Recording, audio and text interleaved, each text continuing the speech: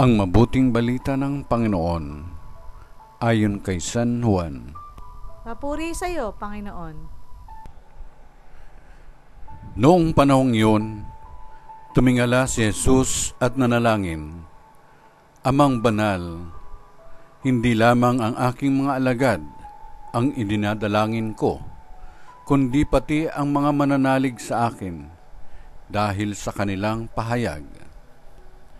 Maging isa nawa silang lahat, Ama, kung paanong ikaw ay nasa akin at ako'y nasa iyo, gayon din naman maging isa sila sa atin upang maniwala ang sanlibutan na ikaw ang nagsugo sa akin.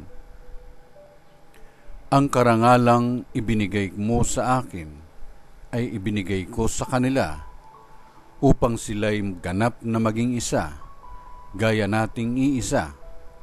Ako'y nasa kanila at ikaw ay nasa akin upang lubusan silang maging isa. At sa gayon, makikilala ng sanlibutan na sinugo mo ako at sila'y iniibig mo katulad ng pag-ibig mo sa akin.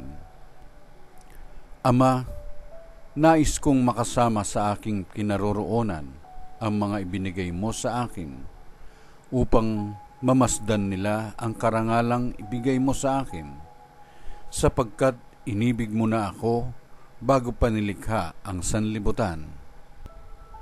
Makatarungang Ama, hindi ka nakikilala ng sanlibutan, ngunit nakikilala kita, at nalalaman ng mga ibinigay mo sa akin na ikaw ang nagsugo sa akin.